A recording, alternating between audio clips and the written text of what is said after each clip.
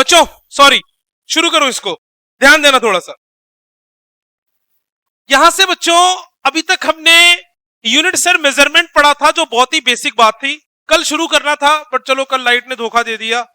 आज शुरू करते हैं इसे, which is motion in one dimension. पूरी रियलिस्टिक फिजिक्स शुरू होगी यहां से। एक एक बात बहुत ध्यान से आपको समझना होगा। आपने जो डिफरेंशिएशन इंटीग्रेशन पढ़ी है उसके यूज केस भी यहां पर आपको देखने के लिए मिलेगा। मोशन पढ़ना है हमने, वो भी वन डायमेंशन में। उसके पहले एक चीज समझते हैं बच्चों। क्या समझते हैं? What is rest and motion? What is rest and what is motion? शुरुआत 9th के चैप्टर से होगी, टोटली जो आपको ज्यादा पसंद नहीं है शायद, बट फिर भी देखो क्या होता है रेस्ट। क्या होता है Harshil rest? What is rest? जो बॉडी मूव नहीं कर रही होती। क्या होता है रेस्ट? जिस बॉडी की डिस्प्लेसमेंट, अच्छा जी, क्या होती है body?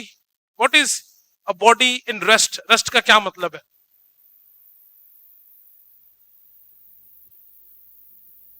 What is rest Divya ji? Zero displacement. जोई व्हाट इज रेस्ट? मैं रेस्ट में हूं, मोशन में हूं।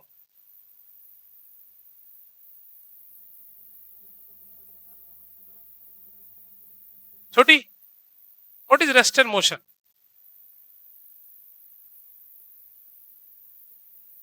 जिसका स्टेट सेम रहती है।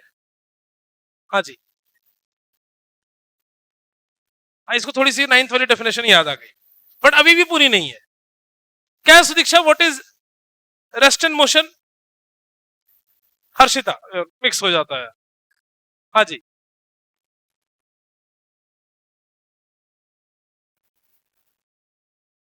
क्या फतेह रेस्ट एंड मोशन?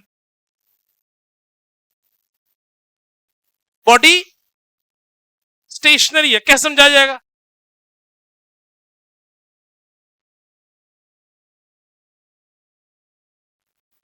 क्या होता है अपनी रेस्ट एंड मोशन?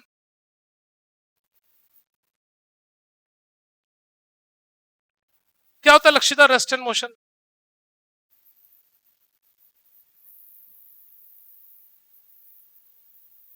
पूरी तरह से सही आंसर अभी तक एक भी नहीं आया। आओ इस बात को समझते हैं, बड़े ध्यान से सुनना। अगर आपसे कभी भी रेस्ट या मोशन की बात की जाए, अब मैं पूरी अटेंशन चाहता हूं तुम्हारी, थोड़े बेसिक कंसेप्ट को ठीक करते हुए आगे बढ़ते हैं। इसके लिए 3 चीजें इंपॉर्टेंट है। 2 टर्म मैंने थोड़ा सुन लिया आपसे।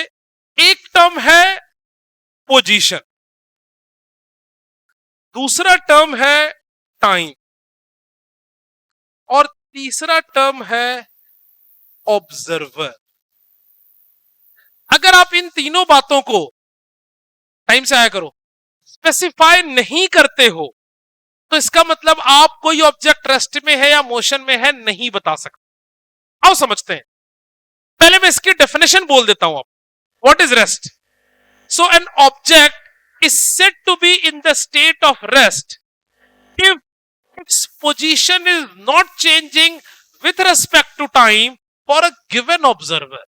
अब ये कौन सी बात हुई सर, और आप ये बात कैसे कह रहे हो? इसको एक कॉमन एग्जांपल से समझते हैं। अगर मैं बोलूं कि मैं लंबा हूं कि छोटा हूं, अगर मैं बोलूं कि मैं मोटा हूं कि पतला हूं, आंसर मत बताना इसका। ये आप तब तक नहीं बता सकते जब तक आपको कोई रेफरेंस नहीं दिया जाए। अगर मेरे बगल में एक बहुत ही लंबा और खली खड़ा कर दिया जाए तो मैं उसके रिस्पेक्ट में छोटा हूं, लेकिन मेरे बगल में एक छोटा सा इंसान खड़ा कर दिया जाए तो उसके रिस्पेक्ट में मैं लंबा हूं। बोलो यस और नो। दूसरा वाला एग्जांपल में जाते ही नहीं। अगर मैं ऐसा पूछूं कि हैरी पॉटर अमीर है कि गरीब है, अब ये बात रिलेटिव में है। अगर मैं इसको अडानी के रिस्पेक्ट में रख दूं तो,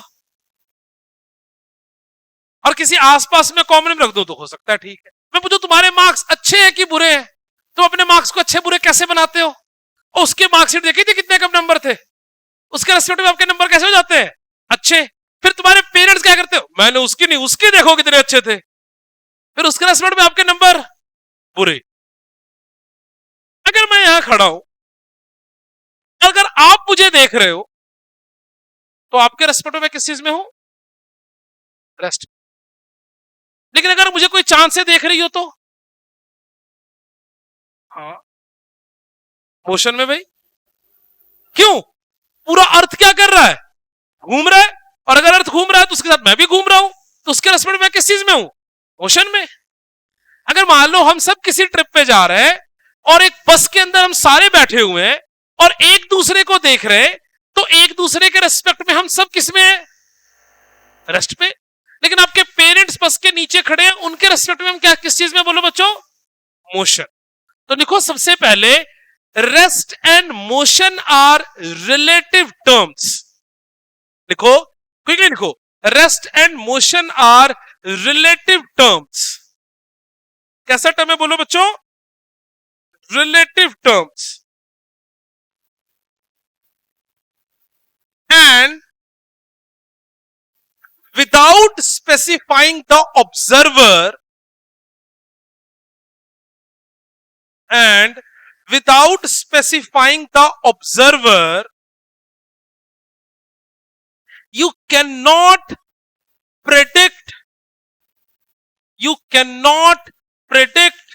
the state of a body. You cannot predict the state of a body. तो अगर आपको किसी भी बॉडी का स्टेट पता करना है तो आपको सबसे पहले क्या स्पेसिफाई करना होगा? बोलो बच्चों, ऑब्जर्वर। ठीक बात है इतनी, है ना? अब बात समझ में आ गई कि पहले, सबसे पहले ऑर्डर क्या है? सबसे पहले ऑब्जर्वर। एक और बात समझो, बॉडी हमेशा ना तो रेस्ट में होती है ना ही हमेशा मोशन में होती। जैसे अगर मैं यहां खड़ा हूं, I am standing for an interval of time. मैं कॉन्स्टेंटली तो यहां खड़ा नहीं हो सकता। अगर आप बैठे हो और अभी आप मेरे रिस्पेक्ट में अगर रेस्ट पर हो, तो you are also in rest for an interval of time. हमेशा तो नहीं बैठे रहोगे ना, बोलो यस और नो। सो सबसे पहले क्या लिखो? लिखो डेफिनेशन ऑफ रेस्ट। लिखो, a object is said to be in the state of rest. An object is said to be in the state of rest if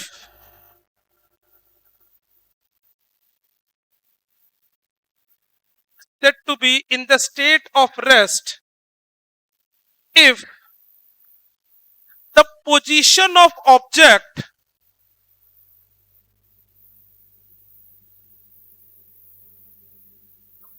if the position of object is not changing with respect to time. If the position of object is not changing with respect to time. बात समझ में आ रही है कि नहीं? Next लिखो, motion. An object is said to be in the state of motion. An object is said to be in the state of motion, said to be in the state of motion if the position of object is changing, if the position of object is changing, if the position of object is changing with respect to time. If the position of object is changing with respect to time. बोलो yes और no बच्चों, है कि नहीं? इसके नीचे एक point ये भी लिख लो। अगर मैं तुमसे कभी भी पूछूं, कोई भी तुमसे पूछे कि कोई रेस्ट में है कि मोशन में है, आप आंसर देने से पहले उससे एक और काउंटर क्वेश्चन पूछोगे। And what is the counter question? With respect to whom? किसके रेस्पेक्ट में मैं रेस्ट में हूं या किसके रेस्पेक्ट में मैं मोशन में? ये बहुत इंपॉर्टेंट है काउंटर क्वेश्चन। बोलो बात समझ में आ रही है? अब ध्यान से एक और बात समझते हैं। जो फिजिक्स का ब्रांच हम पढ़ रहे बच्चों, this branch is known as my kinematics. This branch of physics is known as my kinematics. Kinematics chapter का नाम नहीं है, किसका नाम है? Branch of physics. और पूरे काइनेमेटिक्स में आप यही पढ़ोगे कि ऑब्जेक्ट रेस्ट में है या ऑब्जेक्ट मोशन में है। अगर मोशन में है तो कैसे मोशन में है। जैसे मोशन अलग अलग तरीके का होता है। कौन कौन सा मोशन होता है बोलो बच्चों? Uniform motion, non uniform motion, accelerated motion, retarded motion, these are different types of motion. लेकिन पूरे काइनेमेटिक्स में आप ये नहीं पढ़ोगे कि what is the cause of motion. और ये आपको प्लस वन प्लस टू में भी नहीं पढ़ना, ये आप सीधे जाकर पढ़ोगे इंजीनियरिंग में। क्या नहीं पढ़ना बोलो बच्चों में? Cause of motion. इसका क्या मतलब है कि तुम अभी इलेक्ट्रिक कार पर आए थे कि डीजल पे कि पेट्रोल पर, है कि नहीं? हैरी पॉटर अगर चलकर आया था तो इसने आलू पराठे खाया था कि गोभी पराठा? हमें कॉज ऑफ मोशन जानना नहीं है, हमें केवल क्या जानना है? किसमें इंटरेस्ट है हमारा? स्टेट ऑफ बॉडी में। किसमें इंटरेस्ट है बच्चों हमारा? स्टेट ऑफ बॉडी में। That is the state of rest और स्टेट ऑफ मोशन। तो इसके नीचे लिख लो काइनेमेटिक्स। ऐसे ही ऊपर लिखना चाहिए था बट यहां लिख लो, लिखो kinematics. It is the branch of physics, it is the branch of physics, it is the branch of physics in which we will study about, it is the branch of physics in which we will study about rest and motion and types of motion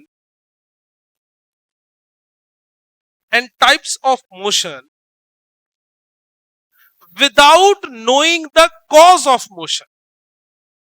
Rest and motion without knowing the cause of motion.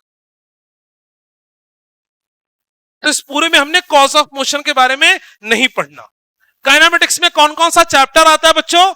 तो हम laws of motion से पहले अपने पास 3 chapter आएगा, chapter wise देखोगे तो। वैसे 2 chapter आएगा, 2 चैप्टर के अलग अलग पार्ट्स हैं, आपको बता देता हूं। पहला कौन सा? Motion in 1 dimension. दूसरा होगा motion in 2 dimension. Motion in 2 dimension में 2 चैप्टर्स है, एक है वेक्टर्स और दूसरा है प्रोजेक्टाइल। ठीक है, ये पूरा काइनेमेटिक्स का पार्ट होगा। फिर we will go with the laws of motion. आओ आगे बढ़ते हैं बच्चों। नेक्स्ट एक आता है concept of point object. Next point लिखो, concept of point object. So next point is concept of point object. आओ इस बात को ध्यान से समझते हैं। What is concept of point object? अगर तुम किसी भी ऑब्जेक्ट को पूरा बनाने की जगह पर एक सिंगल पॉइंट से रिप्रेजेंट करना शुरू कर दो तो this is what we call concept of point object. जैसे मान लो तुम मेरे बारे में स्टडी करना चाहते हो, तुम्हें यह पता करना है कि मैं रेस्ट में हूं कि मोशन में हूं, तो तुम मुझे पूरा बनाने की जगह पर मुझे किससे रिप्रेजेंट कर दो बोलो बच्चों? एक पॉइंट से। तो क्या किसी को कभी भी पॉइंट से रिप्रेजेंट किया जा सकता है? आंसर है नहीं। कब कोई पॉइंट ऑब्जेक्ट बन जाएगा? अगर कोई पार्टिकल जितना डिस्टेंस ट्रेवल कर रहा है उसके कंपैरिजन में अगर उसका साइज बहुत छोटा है तो उसको क्या कहा जाएगा बोलो बच्चों? Point object. जैसे मान लो ये प्लेटफॉर्म है, ये 12 फीट लंबा है, मैं इस पे चल रहा हूं इतनी दूर तक। क्या इस प्लेटफॉर्म के कंपैरिजन में मैं पॉइंट ऑब्जेक्ट हो सकता हूं? नहीं। मैं खुद 6 फीट का हूं तो इसके कंपैरिजन में मैं पॉइंट ऑब्जेक्ट नहीं हो सकता। लेकिन मान लो तुम अपनी कार से यहां से दिल्ली जा रहे हो, कितना डिस्टेंस है? 500 किलोमीटर या 400 किलोमीटर। उसके कंपैरिजन में आपके कार का साइज क्या होगा? बहुत छोटा। तो आप कैसे कंसीडर किए जा सकते हो बोलो बच्चों? एक पॉइंट ऑब्जेक्ट की तरह। मेरी बात समझ में आ रही है कि नहीं? मान लो छोटू इस मोहल्ले का पूरा चक्कर लगा रहा होता शाम को, तो इसके कंपैरिजन में इसको क्या कंसीडर किया जा सकता है बोलो बच्चों? एक पॉइंट ऑब्जेक्ट। लेकिन अपने रूम में ये चक्कर लगा रहा है तो ये पॉइंट ऑब्जेक्ट की तरह कंसीडर नहीं किया जा सकता। मेरी बात समझ में आ रही है? फिर मन में एक सवाल आता है कि सर पॉइंट ऑब्जेक्ट को कंसीडर करने की जरूरत क्या थी? पूरा ऑब्जेक्ट मान लेते, क्या दिक्कत था? भरा पूरा लगता सब कुछ। Just for ease of calculation. क्या कहते बोलो बच्चों? Just for ease of calculation. ये क्या है आओ समझते हैं। मान लो फिर से वही पुराना एग्जांपल लेता हूं, ये न्यू दिल्ली है, और ये लुधियाना है। और मान लो आप एक बस से आ रहे हो, ध्यान देना बच्चों, आप एक बस से आ रहे हो, ये रहा आपका बस, मान लो ये डिस्टेंस 500 किलोमीटर है और आपको टाइम 5 घंटा लगा है, तो आपकी स्पीड कितनी है? बोलो यार, डिस्टेंस अपॉन टाइम कितना हो गया? बोलो बच्चों, 100 किलोमीटर पर आवर। ये क्या है बोलो बच्चों? आपकी स्पीड। आप स्पीड से मूव कर रहे थे। थोड़ा समझना, पॉइंट ऑब्जेक्ट से प्रॉब्लम क्या हो सकती है, इजी क्या हो सकता है।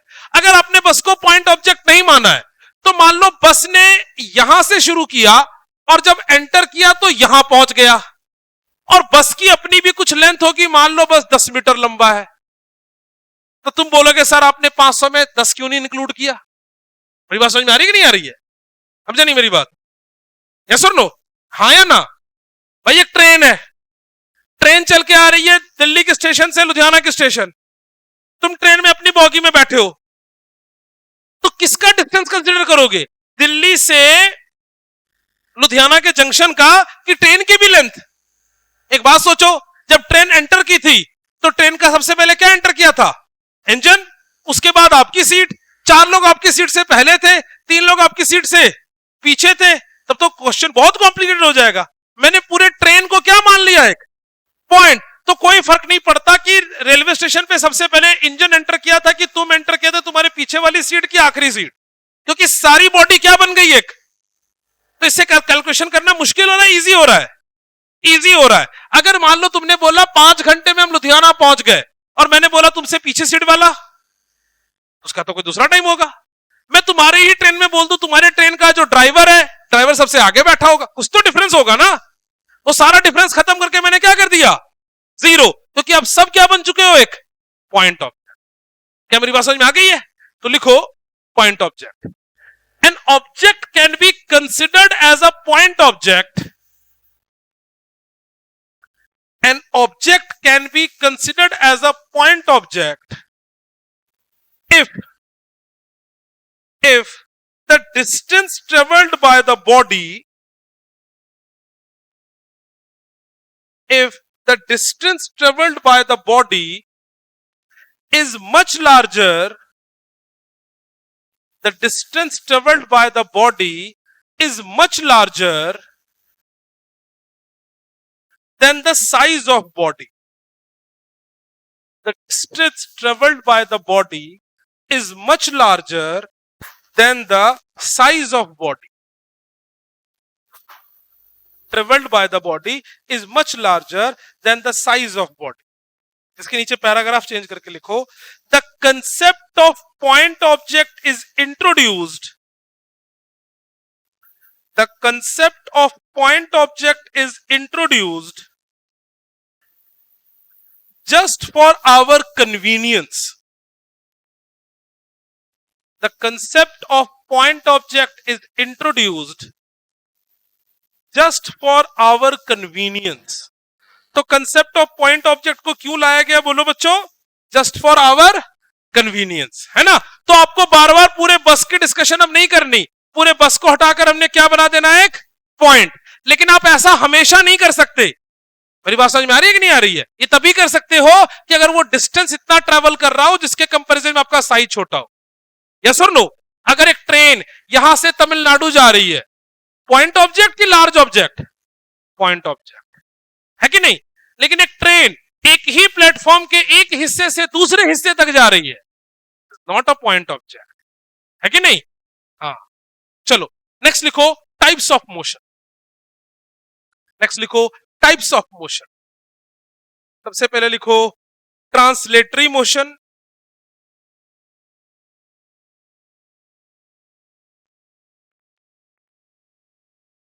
Translatory motion. दूसरा रोटेशनल मोशन,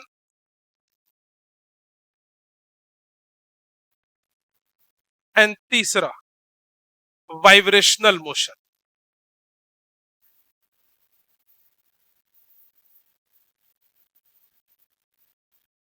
कौन कौन मोशन है बोलो बच्चों? Translatory motion, rotatory motion and vibrational motion, समझना, जैसा ट्रांसलेटरी मोशन। लिखो, an object is said to be in translatory motion, an object is said to be in translatory motion such that the linear distance covered by each particle of body, the linear distance covered by each particle of body is same during the motion। हाँ, मैं repeat कर देता हूं, कहां तक, शुरू से सुन लो। When a body translatory motion such that linear distance covered by each particle of body, linear distance covered by each particle of body is same during the motion. Linear distance covered by each particle of body is same during the motion. Translatory motion,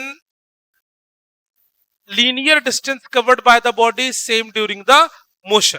ये दो तरीके का होता है translatory motion, rectilinear motion and curvilinear motion. Rectilinear motion, rectilinear motion and curvilinear motion. हाँ जी बेटा, हाँ अभी समझा रहा हूं, फिर लिखना। तो ये दो तरीके का होता है, कौन कौन सा, rectilinear and curvilinear. Stop for a moment, ध्यान देना। मान लो ये कोई एक बॉडी है, यहां ध्यान से देखो, इसके ऊपर 2 पॉइंट मान लो। ये बॉडी अगर एक पॉइंट से दूसरे पॉइंट तक गया तो देखो इसके जो पॉइंट्स है वो कौन से लाइन पर चल रहा है, बोलो स्ट्रेट लाइन। तो इसके मोशन को आप क्या कहोगे, बोलो रेक्टिलिनियर मोशन। लेकिन मान लो ये कोई एक ऑब्जेक्ट है और ये यहां से थोड़ा लहराते बलखाते यहां तक गया है, इसका मोशन क्या कहलाएगा, बोलो कर्विलिनियर। जैसे इस प्लेटफॉर्म पे मैं सीधा चल रहा हूं, आई एम रेक्टिलिनियर और कर्विलिनियर। रेक्टिलिनियर, लेकिन इसमें मैं इधर जा रहा हूं, फिर इधर जा रहा हूं, फिर इधर जा रहा हूं, फिर इधर जा रहा हूं, फिर ऐसे आ रहा हूं। अब मेरा मोशन कैसा है, कर्विलिनियर, ठीक है। और ये दोनों मोशन किसका टाइप है, बोलो बच्चों, ट्रांसलेटरी मोशन का। और हमने अभी ट्रांसलेटरी मोशन ही पढ़ना है, तो लिख लो जल्दी से, ट्रांसलेटरी मोशन में रेक्टिलिनियर और कर्विलिनियर। डेफिनेशन लिखने की जरूरत नहीं है, डायग्राम से आपको समझ में आ रहा है। तो this is my rectilinear motion and this is my curvilinear motion.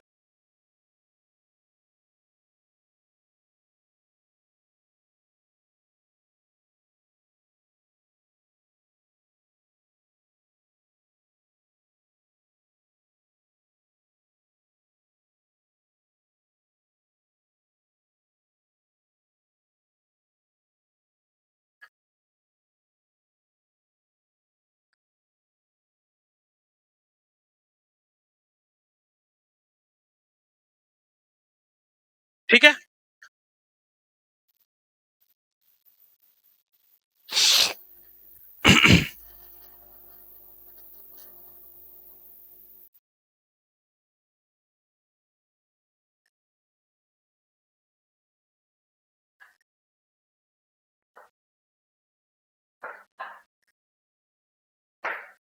Okay बच्चों ध्यान देना।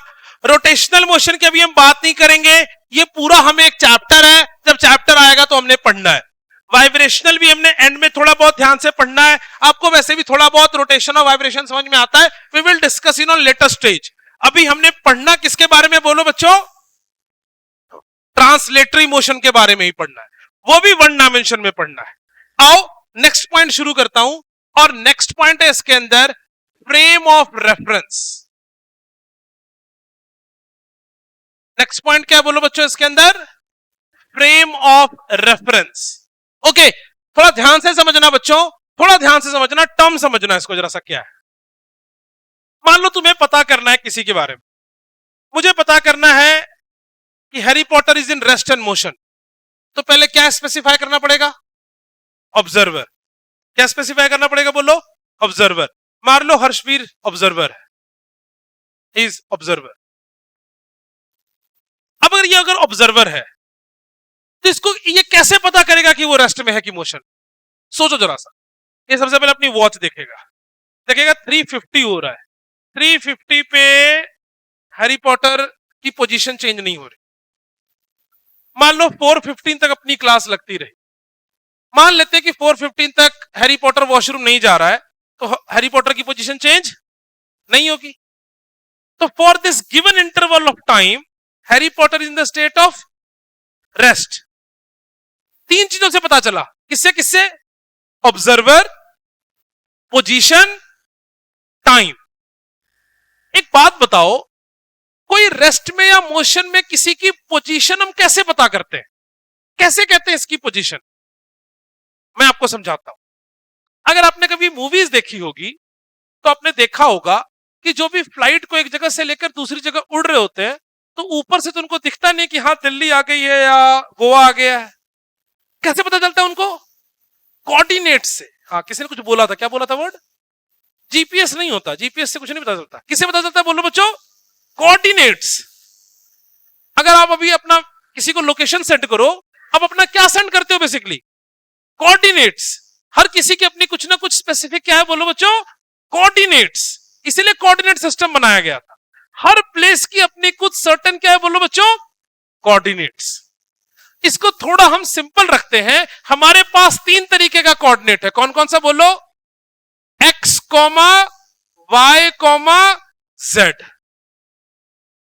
अगर किसी का एक्स कोऑर्डिनेट भी चेंज नहीं हो, वाई कोऑर्डिनेट भी चेंज नहीं हो और जेड कोऑर्डिनेट भी चेंज नहीं हो, अभी मैं एक्स वाई जेड दोबारा समझा दूंगा, मैंने शुरू में बिल्कुल समझाया था, I will explain it again. अगर किसी का एक्स कोऑर्डिनेट भी चेंज नहीं हो रहा, वाई कोऑर्डिनेट भी चेंज नहीं हो रहा, जेड कोऑर्डिनेट भी चेंज नहीं हो रहा, इसका मतलब the given object is in rest. Yes और नो? मान लो अभी तुम सब मुझे देख रहे हो, तुम सब अलग अलग मेरे लिए ऑब्जर्वर हो, तुम सब ऑब्जर्वर हो, मैं अभी यहां खड़ा हूं, तो तुम जो ऑब्जर्वर है उसको ओरिजिन बना लो। क्या बना लो उसको? ओरिजिन। उसके रेस्पेक्ट में मेरे कोऑर्डिनेट्स लिखे जा सकते हैं। इसके लिए कुछ और कोऑर्डिनेट होगा, इसके लिए कुछ और, इसके लिए कुछ और, इसके लिए कुछ और, इसके लिए कुछ और, इसके लिए कुछ और, इसके लिए कुछ और। बट जब तक मैं यहीं पर हूं, तुम सबके लिए मेरे कोऑर्डिनेट्स चेंज नहीं हो रहे। मैं यहां से यहां आ गया, मेरे कोऑर्डिनेट सेम है कि चेंज हो गए? चेंज हो गए। तो तुमको क्या पता चला? मेरी पोजीशन भी चेंज हो गई। यस और नो? और इससे तुम पता कर सकते हो कि I am in the state of rest और मोशन। तो तीन चीजों को एक साथ मिला दो और उसी को हम फ्रेम ऑफ रेफरेंस कहते हैं। कैसे? अगर किसी का X coordinate, Y coordinate, Z coordinate लिखा होगा तो there must be some X Y Z axes. और ये पॉइंट क्या कहलाता है बोलो बच्चों? मेरा ओरिजिन। आप क्या करो? ओरिजिन पे लाकर अपना ऑब्जर्वर बिठा दो। ये कौन है? ऑब्जर्वर। कहां बिठा दो ऑब्जर्वर? ओरिजिन पे। ऑब्जर्वर अगर ओरिजिन से किसी पॉइंट को एनालाइज कर रहा हो with a watch in hand, तो ऑब्जर्वर, ओरिजिन और वॉच तीनों की कॉम्बिनेशन को हमने एक नाम दे दिया। क्या नाम दिया बोलो? Frame of reference. लिखो फ्रेम ऑफ रेफरेंस की पहले डेफिनेशन लिखो। It is a set of coordinate where observer is sitting, it is a set of coordinate, frame of reference को लिखो, it is a set of coordinates where observer is sitting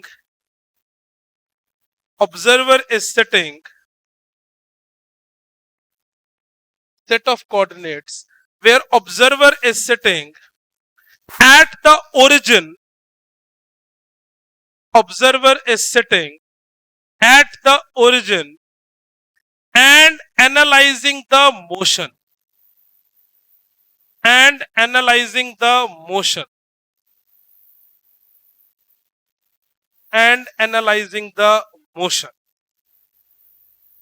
ठीक है बच्चों? तो ये तीनों चीजों की कॉम्बिनेशन, किसका?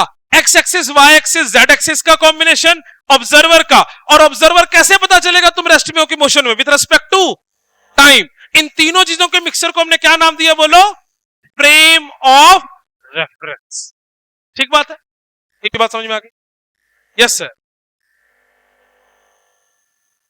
ठीक है, ठीक है, डिपेंड करता है बेटा।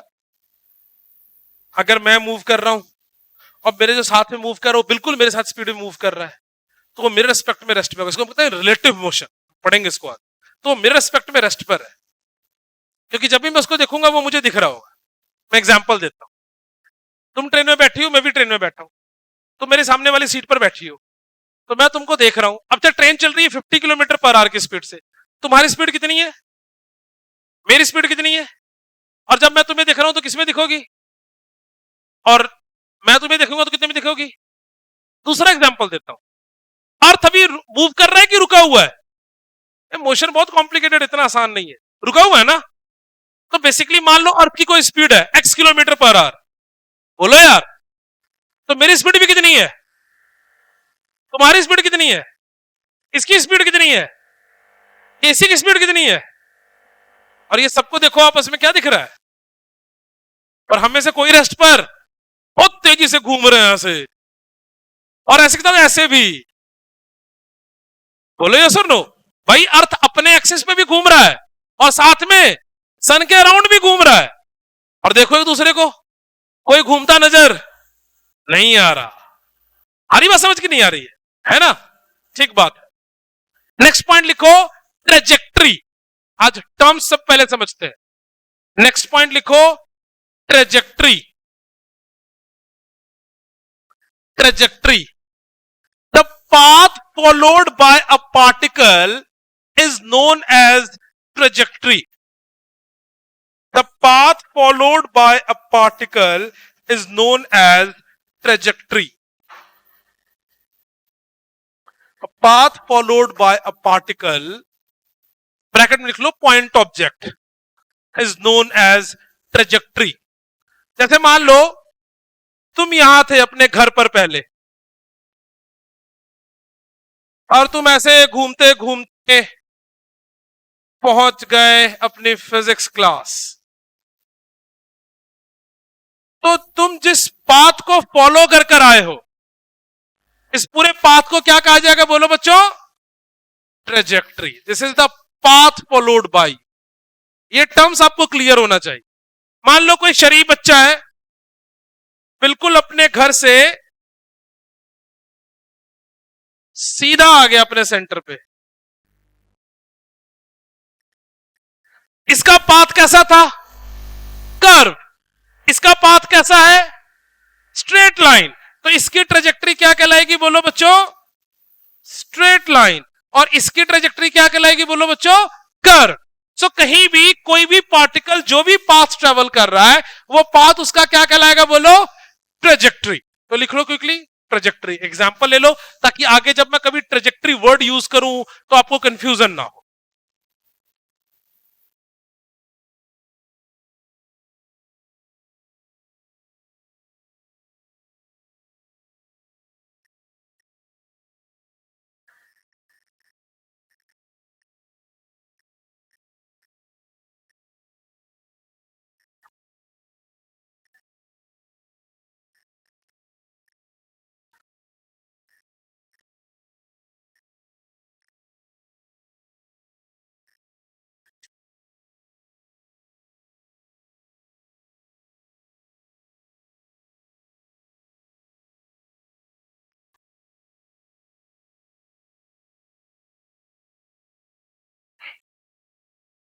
नेक्स्ट लिखो, डिस्टेंस एंड डिस्प्लेसमेंट। ये भी छोटी क्लास की बात थी, इसको भी डिस्कस करते हैं बच्चों। Distance, what is distance? Total path length covered by an object.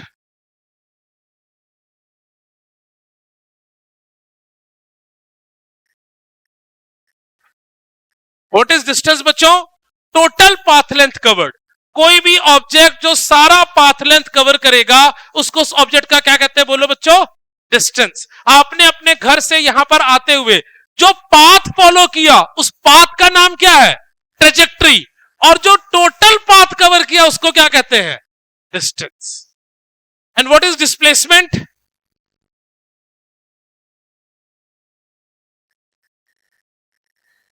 The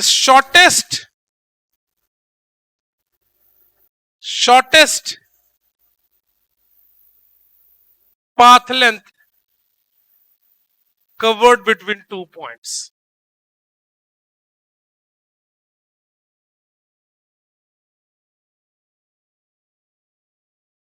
बहुत फर्क है भाई। ये कितना लेंथ कवर किया उसकी वैल्यू है, वो पाथ की वैल्यू है। मतलब वो वैल्यू तो है ही नहीं, वो रास्ता बता रहा है क्या है। जैसे मान लो आप अपने घर से मेरे घर पर आए, 6 किलोमीटर दूर है, तो 6 किलोमीटर आपकी ट्रेजेक्ट्री थोड़ी ही है। 6 किलोमीटर क्या है आपकी डिस्टेंस। तो ट्रेजेक्ट्री कैसी हो सकती है? हो सकता है तुम सीधा आए हो सकता है तुम सीधा टेढ़ा आए हो। तुम जैसे पाथ पे चले हो उसका नाम ट्रेजेक्ट्री है, और ये तो पूरी वैल्यू है। नहीं बात समझ में आई? शॉर्टेस्ट पास्ट लेंस कवर्ड भी लिख सकते हैं, इसमें कोई दिक्कत है। शॉर्टेस्ट लिखा मैंने, नहीं क्यों नहीं ट्रेवल कर रहा। अगर उसने कहीं पे चला, मैं इसको एक्सप्लेन कर देता हूं आपको। The displacement between 2 points, the displacement between 2 points can be calculated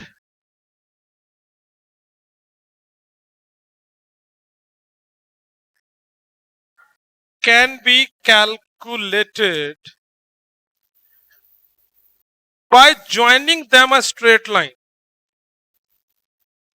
Calculated by joining them by a straight line. Class 9th में डिस्टेंस एंड डिस्प्लेसमेंट पढ़ा था, क्लियर है कि भूल चुके हो? याद है? आओ कुछ कॉमन एग्जांपल से समझते हैं पहले इसको, है ना।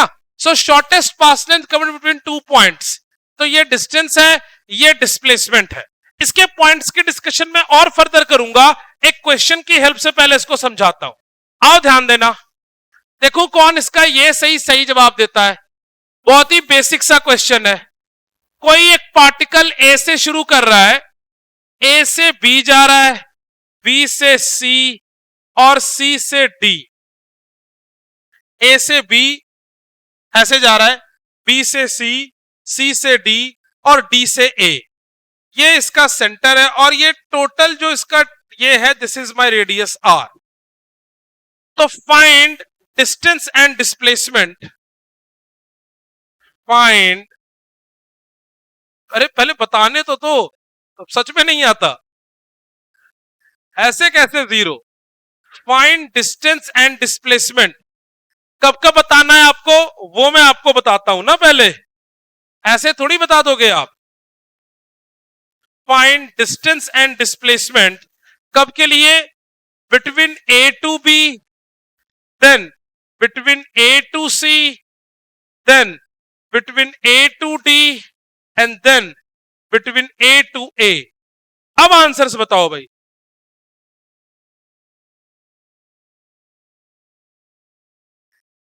अपनी कॉपी में पहले क्वेश्चन लिख लो, फिर इसका सॉल्यूशन लिखो। मैं एक की कॉपी देखता हूं, मुझे समझ में आ जाएगा कितनी गड़बड़ी है।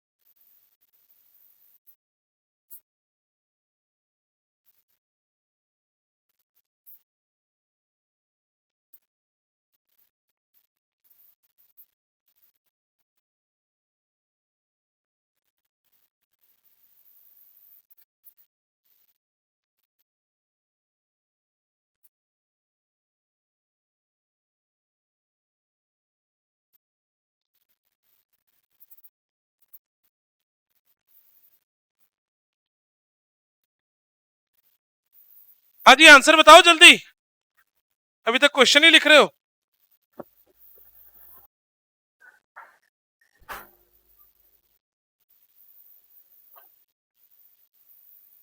टेक योर टाइम, गड़बड़ नहीं बताना बस, नहीं तो फाइन लगा दूंगा।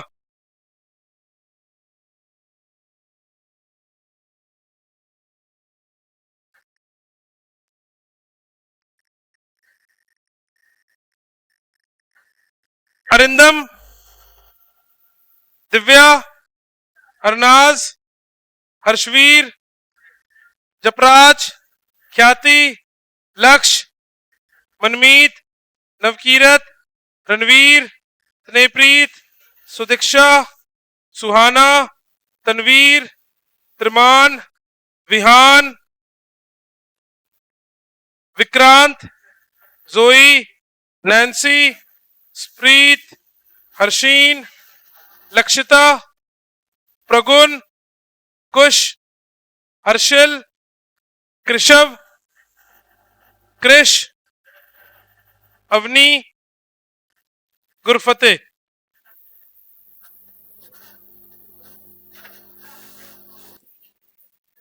क्या आंसर है बच्चों ए टू बी के लिए? सबसे पहले पार्टिकल ए से बी जा रहा है, ए टू बी, ये है पाथ लेंथ। टोटल सर्कल पे घूमता तो कितना होता? 2 पाई आर। अगर इस पूरे सर्कल को एक पिज्जा समझ लो तो ए टू बी पिज्जा का कौन सा पार्ट है? 1/4। तो डिस्टेंस कितना हो जाएगा? 2 पाई आर बाय 4। कितनी वैल्यू हो गई इसकी? कितने लोगों का ठीक था? बस ओनली, इसमें भी गलत? भाई साहब 9th में बहुत पाप कर रखा है, ये इसमें कैसे मिस्टेक कर सकते हो भाई? डिस्प्लेसमेंट यहां से देखो, याद रखो, डिस्प्लेसमेंट सिखा देता हूं एक बार फिर से। ये तो सबको पता है पूरा 2 पाई आर होता है, तो पिज्जा का 1/4 है, इससे आसान तरीका कुछ नहीं समझाने का। तो पिज्जा का 1/4 2 पाई आर का 4 क्या हो गया? पाई आर बाय 2। ये लेंथ आर है, ये लेंथ आर है। तो जब भी आपको डिस्प्लेसमेंट निकालना हो, आप पहले पोजीशन को कौन सी पोजीशन मान लो? इनिशियल। और दूसरे को कौन सी पोजीशन मान लो? फाइनल। और इनिशियल और फाइनल को आप किससे ज्वाइन कर दो? एक स्ट्रेट लाइन से। तो क्या वैल्यू आ जाएगी बोलो बच्चों?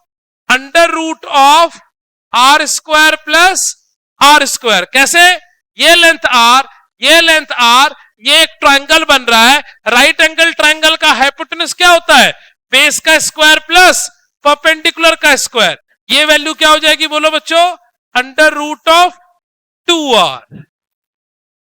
भाई साहब थोड़ा अगली क्लास के पहले, है ना, आप मंडे से पहले, मंडे को चैप्टर शुरू होगा, थोड़ा मोशन पढ़ के आओगे 9th की, 9th के बेसिक्स थोड़े पढ़ के आओगे बच्चों, ऐसे नहीं। ए टू सी पिज्जा का कितना हिस्सा? आधा हिस्सा। Total 2 pi R, 2 pi R का आधा। डिस्प्लेसमेंट तो बता दो। ये आर, यहां से यहां पर फिर आर, तो total length A to D. भाई अगर तुम्हारे घर पे पिज्जा आया और इतना तुम भूखड़ ने खा लिया, कितना खा लिया? 3/4 हिस्सा खा लिया, ये पता है कि नहीं? है ना? एक ये कितना था? Pi by 2। ये भी कितना है? Pi by 2। ये भी कितना है? Pi by 2। सबको ऐड कर दो, कितना बनेगा? 3 पाई आर बाय 2। और फिर से डिस्प्लेसमेंट √2r। अगर आप ये क्या हो,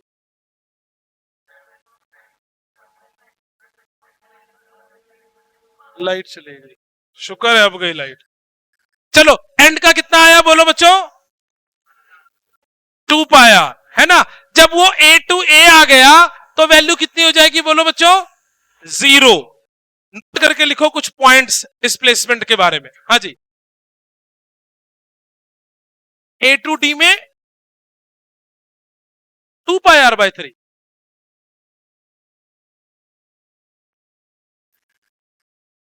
ये डिस्टेंस तो नहीं, वो डिस्प्लेसमेंट है ना। डिस्प्लेसमेंट होता ही दोनों के बीच में स्ट्रेट लाइन है। तुम कवर चाहे ना, अच्छा तुम वो पाथ कवर्ड के बारे में बात बोल रहे थे। हाँ ठीक है। यहां देखना, ये तो छोटी पूछ रही है, देखो आता है वैल्यू की नहीं आती।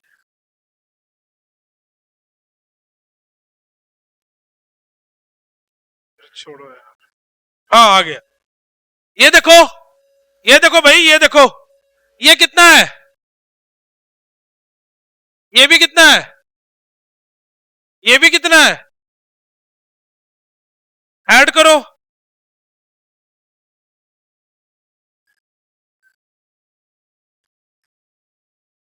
भाई साहब क्या होगा वो मुझे नहीं पता, ये ऐड कर सकते हैं एलसीएम, और ये कितना हो जाएगा? तो क्या वैल्यू लिखी है?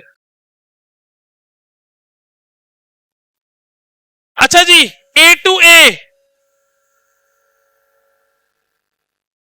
और ए टू ए डिस्प्लेसमेंट 0 है ना। ए टू ए डिस्प्लेसमेंट 0। एग्जाम्पल का पहले सोल्यूशन लिख लो, फिर की पॉइंट्स लिखो। सोल्यूशन लिखने के बाद की पॉइंट्स लिखो, लिखो लिखो लिखो फटाफट लिखो। Distance is a scalar quantity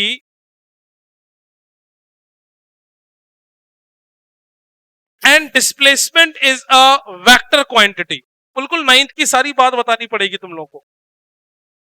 distance is a scalar quantity and displacement is a vector quantity. Displacement can be negative.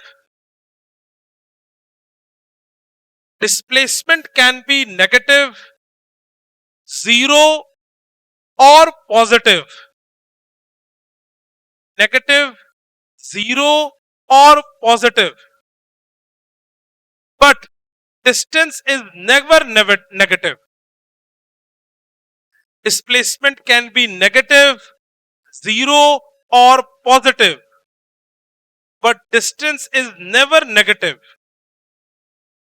Next, magnitude of displacement can never be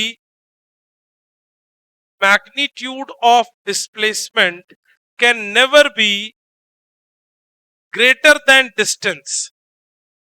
displacement की वैल्यू कभी भी डिस्टेंस से ज्यादा नहीं हो सकती। इसी के आगे लिखना, इसी के आगे की पॉइंट्स लिखना। At same time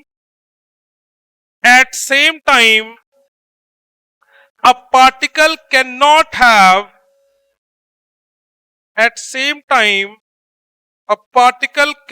have two positions.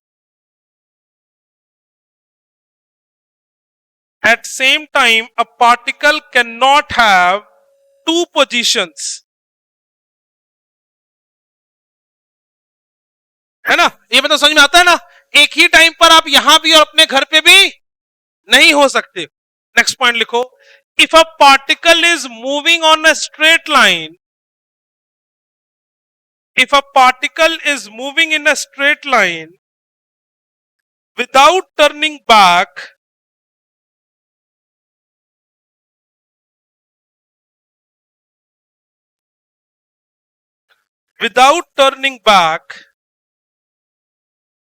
magnitude of displacement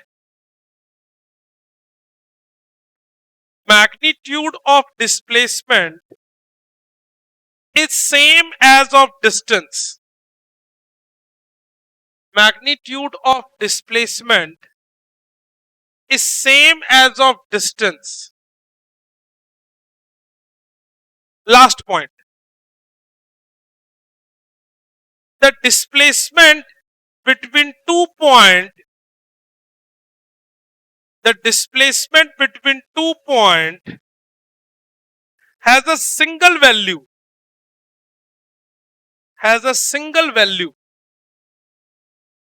but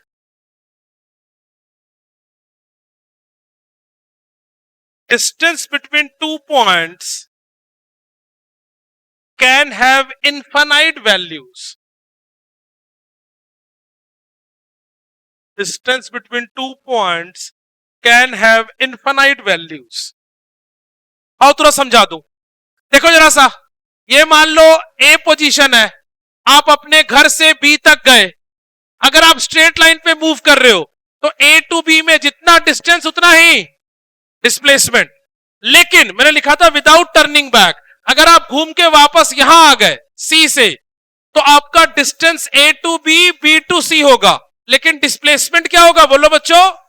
A to C. तो अगर आप स्ट्रेट लाइन पे मूव कर रहे हो बिना टर्निंग बैक के तो डिस्टेंस एंड डिस्प्लेसमेंट सेम है. लेकिन आगे जाके अगर आप टर्न बैक कर जा रहे हो तो डिस्टेंस एंड डिस्प्लेसमेंट सेम नहीं है. अगेन ये पॉइंट ए है आपका घर और ये पॉइंट बी है कोई एक जगह मान लो. इन दो पॉइंट्स के बीच में डिस्प्लेसमेंट यही हो सकता है, लेकिन ए टू बी जाने के कितने रास्ते हो सकते हैं? इनफाइनाइट.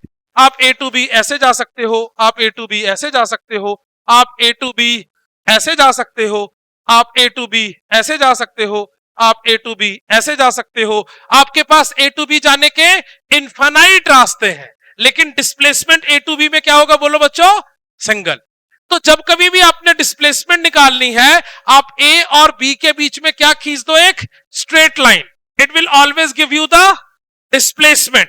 ठीक है, लेकिन आप जिस भी पाथ को कवर करके आ रहे हो that will give you the distance. Wait a minute, में देखता हूं, मैंने प्रिंटर पे प्रिंट लगाया था डिस्टेंस एंड डिस्प्लेसमेंट के असाइनमेंट का. अगर वो प्रिंट आउट हो गया होगा बिना लाइट गए हुए तो मैं आपको दे देता हूं, और नहीं हुआ होगा तो मैं पीडीएफ भेज दूंगा.